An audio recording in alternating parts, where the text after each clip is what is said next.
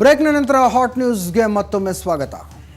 ಒಂದು 10 ವರ್ಷಗಳ ಹಿಂದೆ ನಾವೆಲ್ಲ ಕಾಲೇಜ್ಗೆ ಹೋಗುವಂಥ ಸಂದರ್ಭದಲ್ಲಿ ಇಂಟರ್ನೆಟ್ ಕೆಫೆಗಳ ವ್ಯಾಪಾರ ಭರ್ಜರಿಯಾಗಿತ್ತು. ಏನೇ ಸಣ್ಣ ಪುಟ್ಟ ಬ್ರೌಸಿಂಗ್ ಇರಬಹುದು, ಡೌನ್ಲೋಡಿಂಗ್ ಇರಬಹುದು, ಎಲ್ಲದಕ್ಕೂ ಇಂಟರ್ನೆಟ್ ಕೆಫೆಗಳನ್ನು ಹುಡುಕಿಕೊಂಡು ಹೋಗುವಂಥ ಸಂದರ್ಭ ಇತ್ತು. ಆದರೆ ಈಗ ಇಂಟರ್ನೆಟ್ ಅನ್ನೋದು ಮೊಬೈಲ್ನಲ್ಲಿ ಲಭ್ಯವಿರುವಂಥ ಆಪ್ಷನ್. ಈಗಲೂ ಕೂಡ ಕೆಲವೊಂದಷ್ಟು ಇಂಟರ್ನೆಟ್ ಸೆಂಟರ್ಗಳು ನಡೀತವೆ, ಸೈಬರ್ ಕೆಫೆಗಳು ನಡೀತವೆ. ಇವರ ವ್ಯಾಪಾರ ಹೇಗೆ ನಡೆಯುತ್ತೆ ಅಂತ ಬಹುಶಃ ಅನೇಕರಿಗೆ ಆಶ್ಚರ್ಯ ಆಗ್ತಿರಬಹುದು. ಹೀಗೆ ಆಶ್ಚರ್ಯ ಪಡ್ತಾ ಇರುವಂಥ ಸಂದರ್ಭದಲ್ಲೇ ಇವತ್ತು ಬೆಂಗಳೂರಿನ RT ನಗರದಲ್ಲಿ RT ನಗರ ಪೊಲೀಸರು ಒಂದು ಇಂಟರ್ನೆಟ್ ಕೆಫೆ ಮೇಲೆ, ಸೈಬರ್ ಕೆಫೆ ಮೇಲೆ ದಾಳಿಯನ್ನು ಮಾಡಿದ್ದಾರೆ. ಆ ದಾಳಿಯ ಸಂದರ್ಭದಲ್ಲಿ 15ಕ್ಕಿಂತ ಹೆಚ್ಚು ಬಾಲಕ ಬಾಲಕಿಯರು ಅಶ್ಲೀಲ ಚಿತ್ರಗಳನ್ನು ನೋಡ್ತಾ ಸಿಕ್ಕಾಕೊಂಡಿದ್ದಾರೆ.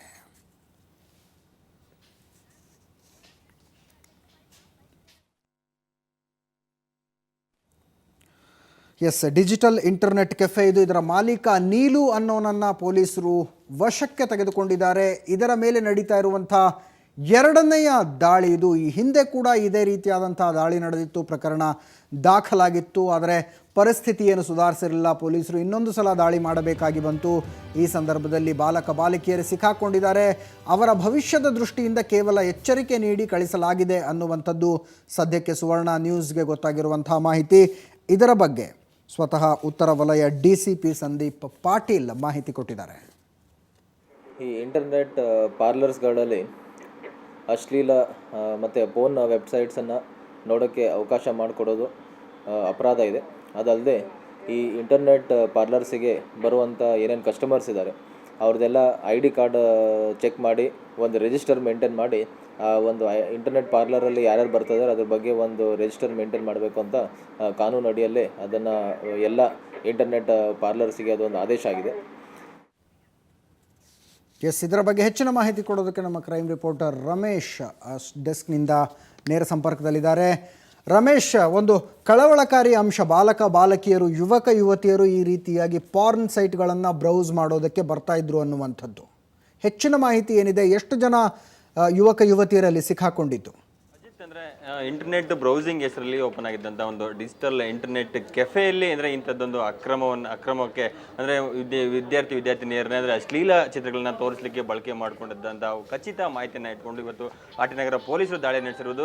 ಅದು ನಿಜಕ್ಕೂ ಪೊಲೀಸ್ ಸ್ಟೇಷನಿಂದ ಕೂಗಳದೇ ದೂರದಲ್ಲಿರುವಂಥದ್ದು. ಕೇವಲ 100 ಮೀಟರ್ ಅಂತರದಲ್ಲಿ ಪೊಲೀಸ್ ಸ್ಟೇಷನ್ಗೂ ಮತ್ತು ಈ ಒಂದು ಡಿಜಿಟಲ್ ಕೆಫೆಗೂ ಕೇವಲ 100 ಮೀಟರ್ ಅಂತರದಲ್ಲಿರುವಂಥ ಒಂದು ಒಂದು ಇಂಟರ್ನೆಟ್ ಡಿಜಿಟಲ್ ಕೆಫೆಯಲ್ಲಿ ಇಂಥದ್ದೊಂದು ನಡೀತಾ ಇರುವಂಥದ್ದು. ಸೊ ಈ ಒಂದು ಡಿಜಿಟಲ್ ಕೆಫೆಯಲ್ಲಿ ಸುಮಾರು ಒಂದು ವರ್ಷದ ಹಿಂದಿನಿಂದ ಈ ರೀತಿ ನಡೀತಾ ಇದೆ ಅನ್ನುವಂಥದ್ದು ಸದ್ಯಕ್ಕೆ ಸಿಕ್ಕಿರುವಂಥ ಮಾಹಿತಿ. ಕಳೆದ 6 ತಿಂಗಳ ಹಿಂದಷ್ಟೇ RT ನಗರ ಪೊಲೀಸರು ಈ ಒಂದು ಕೆಫೆಗೆ ದಾಳಿಯನ್ನು ನಡೆಸಿ ಅದನ್ನ ರೈಡನ್ನು ಮಾಡಿ ಆತನಿಗೆ ಎಚ್ಚರಿಕೆಯನ್ನು ಕೂಡ ಕೊಟ್ಟಿದ್ರು.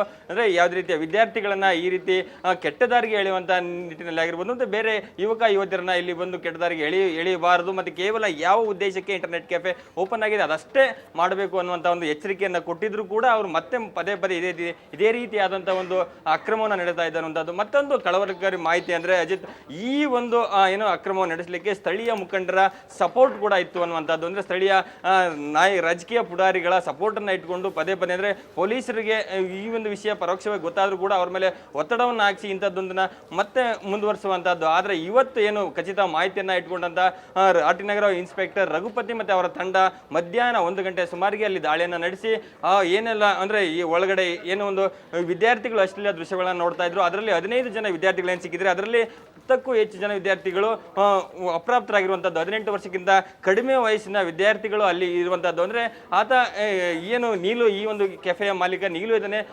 ಅಪ್ರಾಪ್ತ ಯುವಕರನ್ನ ಅಂದರೆ ಅಪ್ರಾಪ್ತ ವಿದ್ಯಾರ್ಥಿಗಳನ್ನ ಈ ರೀತಿ ಆಕರ್ಷಣೆ ಮಾಡುವಂಥದ್ದು, ಅವರಿಂದ ಕೆಟ್ಟ ದಾರಿಗೆ ತಳ್ಳಿ ಈ ರೀತಿಯಾದಂಥ ಹಣ ಸಂಪಾದನೆ ಮಾಡಲಿಕ್ಕೆ ಮುಂದಾಗಿದ್ದ.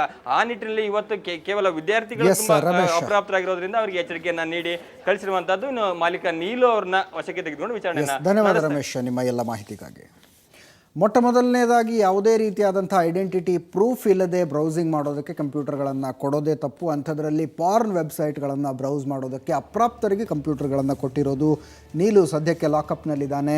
ಪೊಲೀಸರು ಮುಂದಿನ ಕ್ರಮ ಕೈಗೊಳ್ತಾ ಇದ್ದಾರೆ. ಇನ್ನು ಬೆಂಗಳೂರಿನಲ್ಲಿ ಇವತ್ತು ಹಾಡಹಗಲೇ 2 ಕಡೆ ಸರಗಳ್ಳತನಗಳು ನಡೆದು, ಒಂದು ವಿಜಯನಗರ ಪೊಲೀಸ್ ಠಾಣೆ ವ್ಯಾಪ್ತಿಯಲ್ಲಿ, ಇನ್ನೊಂದು ಯಾವ ಠಾಣೆ ವ್ಯಾಪ್ತಿಯಲ್ಲಿ ಅನ್ನೋದೇ ಕನ್ಫ್ಯೂಷನ್ ಇದೆ.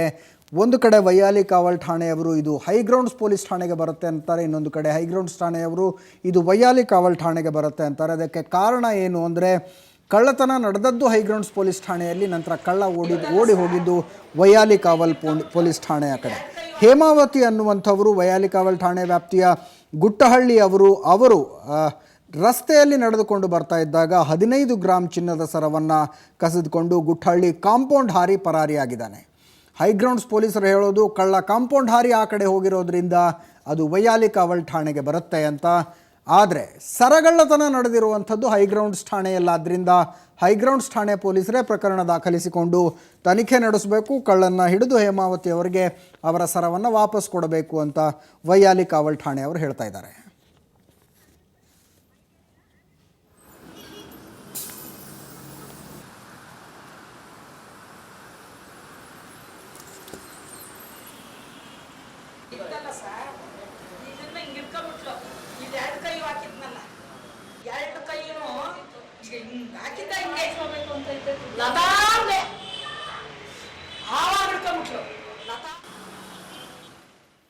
ಎಸ್ ನ್ಯೂಸ್ ಡೆಸ್ಕ್ನಿಂದಲೇ ನಾಗೇಂದ್ರ ನಮ್ಮ ಜೊತೆ ನೇರ ಸಂಪರ್ಕದಲ್ಲಿದ್ದಾರೆ. ನಾಗೇಂದ್ರ, ಏನಿದು, ಯಾವ ಠಾಣೆಯಲ್ಲಿ ದೂರು ದಾಖಲಾಗಬೇಕು ಅನ್ನುವಂಥ ವಿಷಯದಲ್ಲೇ ಮನಸ್ತಾಪಗಳು. ಇತ್ತೀಚೆಗಷ್ಟೇ ಸುಪ್ರೀಂ ಕೋರ್ಟ್ ರೂಲಿಂಗ್ ಬೇರೆ ಇದೆ. ದೂರನ್ನು ತೆಗೆದುಕೊಂಡು ಬಂದ ತಕ್ಷಣ ಪೊಲೀಸರು ಮೊಟ್ಟ ಮೊದಲಿಗೆ ಮಾಡಬೇಕಾಗಿದ್ದ ಕೆಲಸ FIR ಅನ್ನು ದಾಖಲಿಸೋದು ಅನ್ನುವಂಥದ್ದು. ಒಂದು ವೇಳೆ ಅವರ ಠಾಣೆಯ ವ್ಯಾಪ್ತಿಯಲ್ಲಿ ಇದಿಲ್ಲ ಅಂದರೆ ಯಾವ ಠಾಣೆ ವ್ಯಾಪ್ತಿಗೆ ಬರುತ್ತೋ ಆ ಠಾಣೆಗೆ ದೂರನ್ನು ವರ್ಗಾಯಿಸಬೇಕು. ಆದರೆ ಯಾಕೆ ಈ ಪ್ರಕರಣದಲ್ಲಿ ಈ ರೀತಿ ಆಗ್ತಾ ಇರುವಂಥದ್ದು? ಅಜಿತ್, ಇಂಥ ಒಂದು ಪ್ರಕರಣ ಮತ್ತೊಮ್ಮೆ ಬೆಂಗಳೂರಿನಲ್ಲಿ ಮರುಕಳಿಸಿದೆ ಅಂತಾನೆ ಹೇಳ್ಬೋದು. ಇತ್ತೀಚೆಗೆ ಸುಪ್ರೀಂ ಕೋರ್ಟ್ ಆರ್ಡರ್ ಕೂಡ ಆಗಿತ್ತು. ದೂರುದಾರರು ಬಂದು ದೂರು ನೀಡುತ್ತಿದ್ದಂಗೆ ಅದರ ಬಗ್ಗೆ ತಕ್ಷಣವೇ FIR ದಾಖಲಾಗಬೇಕು ಅನ್ನೋದು ಕೂಡ ಆ ಒಂದು ಮಾಹಿತಿಯನ್ನು ನೀಡಿತು, ಆದೇಶವನ್ನು ಕೂಡ ಹೊರಡಿಸಿತ್ತು. ಇಂದು ಮಧ್ಯಾಹ್ನ ಬೆಂಗಳೂರಿನ 2 ಕಡೆ ಸರಣಿ ಅಪಹರಣ ನಡೆದಿರುವಂಥದ್ದು. ಮೊದಲಿಗೆ ವಿಜಯನಗರದಲ್ಲಿ 2 ಗಂಟೆ ಸುಮಾರಿಗೆ ಲಕ್ಷ್ಮೀಕಾಂತಮ್ಮ ಅನ್ನೋರು ಪ್ರಶಾಂತ ನಗರದಲ್ಲಿ ತಮ್ಮ ಮನೆಗೆ ತೆರಳಬೇಕಂತ ಸಂದರ್ಭದಲ್ಲಿ ಹಿಂಬದಿಯಿಂದ ಒಬ್ಬ ಖತರ್ನಾಕ್ ಒಬ್ಬ ಚೋರ ಆತ ಬಂದು ಆಕೆ ಕತ್ತಲಿದಂತಹ 70 ಗ್ರಾಂ ಚಿನ್ನದ ಸರವನ್ನು ಕದ್ದು ಪರಾರಾಗಿದ್ದು. ಅದ ನಂತರ ವಿಜಯನಗರದ ನೆಕ್ಸ್ಟ್ ಅಲ್ಲಿಂದ ವೈಯಾಲಿ ಕಾವಲ್ ಗುಟ್ಟಳ್ಳಿ ಮೇನ್ ರೋಡ್ ಏನಿದೆ, ಆ ಒಂದು ಮೇನ್ ರೋಡ್ ಅಲ್ಲಿ ಹೇಮಾವತಿ ಎಂಬುವರು ನಡೆದುಕೊಂಡು ಬಸ್ ನಮ್ಮ ಸ್ಕ್ರೀನ್ ಮೇಲೆ ಮೇನ್ ರೋಡ್ ನ ದೃಶ್ಯಗಳನ್ನ ನಾವು ತೋರಿಸ್ತಾ ಇದ್ವಿ. ಈ ರೋಡಿನ ಯಾವ ಭಾಗ ವೈಯಾಲಿ ಕಾವಲ್ ಠಾಣೆ ವ್ಯಾಪ್ತಿಗೆ ಬರುತ್ತೆ, ಯಾವ ಭಾಗ ಹೈಗ್ರೌಂಡ್ಸ್ ಪೊಲೀಸ್ ಠಾಣೆ ವ್ಯಾಪ್ತಿಗೆ ಬರುತ್ತೆ ಹಾಗಿದ್ರೆ? ಅಜಿತ್, ಅದೇನು ನಾವೇನು ನೋಡ್ತಾ ಇದೀವಿ ವಿಜುವಲ್ ನಲ್ಲಿ, ಆ ಒಂದು ರಸ್ತೆ ಎಡಭಾಗದಲ್ಲಿ, ಆ ಒಂದು ರಸ್ತೆ ಮಧ್ಯದಿಂದ ಆ ಪಕ್ಕ ಎಡಭಾಗಕ್ಕೆ ವೈಯಾಲಿ ಕಾವಲ್ ಠಾಣಾ ವ್ಯಾಪ್ತಿಗೆ ಹೋಗುತ್ತೆ, ಮತ್ತೆ ಬಲಭಾಗಕ್ಕೆ ಹೈಗ್ರೌಂಡ್ಸ್ ಠಾಣಾ ವ್ಯಾಪ್ತಿಗೆ ಹೋಗುತ್ತೆ. ಈ ಒಂದು ಮಧ್ಯಾಹ್ನ ಸುಮಾರು 3 ಗಂಟೆ ಸಮಯದಲ್ಲಿ ಹೇಮಾವತಿ ಎಂಬರು ಈ ಒಂದು ಗುಟ್ಟಳ್ಳಿ ಮೇನ್ ರೋಡ್ ಅಲ್ಲಿ ನಡ್ಕೊಂಡ್ ಬರುವಂತ ಸಂದರ್ಭದಲ್ಲಿ ಒಬ್ಬ ಸರಣಿ ಅಪಘಾತ ಆ ಸರಣಿಗಳಿಂದ ಆತ ಹಿಂಬದಿಯಿಂದ ಬಂದು ಆಕೆಯ ಕತ್ತಿನಂತಹ 15 ಗ್ರಾಂ ಚಿನ್ನ ಸರವನ್ನು ಕದ್ದು ಪಕ್ಕದ ಬಲಭಾಗದಲ್ಲಿದ್ದಂತಹ ಹೈಗ್ರೌಂಡ್ಸ್ ಠಾಣಾ ವ್ಯಾಪ್ತಿಗೆ ಬರುವಂತಹ ಒಂದು ಗುಟ್ಟಳ್ಳಿ ಪ್ಯಾಲೇಸ್ ಗುಟ್ಟಳ್ಳಿ ಕಾಂಪೌಂಡ್ ಇದೆ, ಅದನ್ನ ಹಾರಿ ಹೋಗ್ತಾನೆ. ತಕ್ಷಣವೇ ಹೇಮಾವತಿ ಎಂಬುವರು ಪೊಲೀಸ್ ಕಂಟ್ರೋಲ್ ರೂಮ್ಗೆ ಕರೆ ಮಾಡಿ ದೂರ ನೀಡಿದಾಗ ತಕ್ಷಣವೇ ಪೊಲೀಸ್ ಕಂಟ್ರೋಲ್ ರೂಮ್ನವರು ಕೂಡ ವೈಯಾಲಿ ಕಾವಲ್ ಠಾಣೆಗೆ ತಿಳಿಸ್ತಾರೆ. ಆದ್ರೆ ಆತ ಅಲ್ಲಿ ಹಾರು ಹೋಗಿರೋದ್ರಿಂದ ಅದು ನಮ್ಮ ವ್ಯಾಪ್ತಿಗೆ ಬರೋದಿಲ್ಲ, ಹೈಗ್ರೌಂಡ್ಸ್ ವ್ಯಾಪ್ತಿಗೆ ಬರ್ತೇನೆ ಅಂತ ಹೈಗ್ರೌಂಡ್ಸ್ ವ್ಯಾಪ್ತಿಗೆ ಸ್ಥಳಾಂತರ ಮಾಡ್ತಾರೆ. ಆದ್ರೆ ಹೈಗ್ರೌಂಡ್ಸ್ ವ್ಯಾಪ್ತಿಯವರು ಘಟನೆ ನಡೆದಿರೋದು ಈ ಒಂದು ಕಾಂಪೌಂಡ್ ಹತ್ರ, ಹಾಗಾಗಿ ಇದು ವೈಯಾಲಿ ಕಾವಲ್ ಠಾಣೆಗೆ ಬರುತ್ತೆ ಅನ್ನೋ ಕೂಡ ಆ ಒಂದು ಕೇಸನ್ನ ಮತ್ತೆ ವೈಯಾಲಿ ಕಾವಲ್ಗೆ ಕಳಿಸ್ತಾರೆ. ಹಾಗಾಗಿ ಈ ಒಂದು ಇಬ್ಬರ ಒಂದು ಜಂಜಾಟದಲ್ಲಿ ಆತ ತಕ್ಷಣವೇ ಹೇಮಾವತಿ ಎಂಬವರು ಕಂಟ್ರೋಲ್ ರೂಮ್ಗೆ ಕರೆ ನೀಡಿದಂಗೆ ದೂರ ದಾಖಲಿಸಿಕೊಂಡು ತಕ್ಷಣವೇ ಪೊಲೀಸರು ಅಲ್ಲಿಗೆ ತೆರಳಿದ್ರೆ ಆತ ಸರಗಳ್ಳತನದಿಂದಾನೆ ಆತ ಖಂಡಿತವಾಗೂ ಸಿಗ್ತಾ ಇದ್ದ. ಆದ್ರೆ ಇವರಿಬ್ರು ಕೂಡ ವೈಯಾಲಿ ಕಾವಲ್ ಹಾಗೂ ಹೈಗ್ರೌಂಡ್ಸ್ ಠಾಣೆ ಇಬ್ರು. ಧನ್ಯವಾದ ನಿಮ್ಮ ಎಲ್ಲ ಮಾಹಿತಿಗಾಗಿ ನಾಗೇಂದ್ರ. ಬೆಳಕಿಗೆ ಬಂದಿರೋದು ಇದು ಒಂದೇ ಪ್ರಕರಣ ಇರಬಹುದು, ಆದರೆ ಈ ರೀತಿಯಾಗಿ ಸರಗಳನ್ನು ಕಳೆದುಕೊಂಡವರು, ಪರ್ಸ್ಗಳನ್ನು ಕಳೆದುಕೊಂಡವರು ದೂರು ದಾಖಲಿಸೋದಕ್ಕೆ ಅಂತ ಪೊಲೀಸ್ ಠಾಣೆಗೆ ಹೋದರೆ ಏನೇನೆಲ್ಲ ಅನುಭವಿಸಬೇಕಾಗುತ್ತೆ ಅನ್ನೋದು ನಿಜಕ್ಕೂ ಅನುಭವಿಸಿದವ್ರಿಗೆ ಗೊತ್ತು. ಒಂದು FIR ಅನ್ನು ದಾಖಲಿಸದೇ ಇರೋದಕ್ಕೆ ಪೊಲೀಸರು ಕೊಡುವಂತಹ ಕಾರಣಗಳು ಒಂದೆರಡಲ್ಲ, ಒಂದೆರಡು ರೀತಿಯವಲ್ಲ. ಹಿರಿಯ ಅಧಿಕಾರಿಗಳು ಈ ಕಡೆ ಸ್ವಲ್ಪ ಗಮನ ಹರಿಸಬೇಕಾದಂತಹ ಅವಶ್ಯಕತೆ ಇದೆ ಅಂತ ಹೇಳ್ತಾ ಇವತ್ತಿನ ಹಾಟ್ ನ್ಯೂಸ್ನ ಮುಗಿಸ್ತಾ ಇದ್ದೀವಿ. ಇದು ಆಯಾ ದಿನದ ದೊಡ್ಡ ಸುದ್ದಿಗಳನ್ನು ವಿವರವಾಗಿ ಕೊಡೋ ವಿಶೇಷ ಕಾರ್ಯಕ್ರಮ. ಪ್ರತಿದಿನ ಸಂಜೆ 6:30ಕ್ಕೆ ಪ್ರಸಾರ ಆಗುತ್ತೆ, ತಪ್ಪದೆ ನೋಡಿ. ನೇರ, ದಿಟ್ಟ, ನಿರಂತರ ಸುದ್ದಿಗಾಗಿ ನೋಡ್ತಾ ಇರಿ ಸುವರ್ಣ ನ್ಯೂಸ್.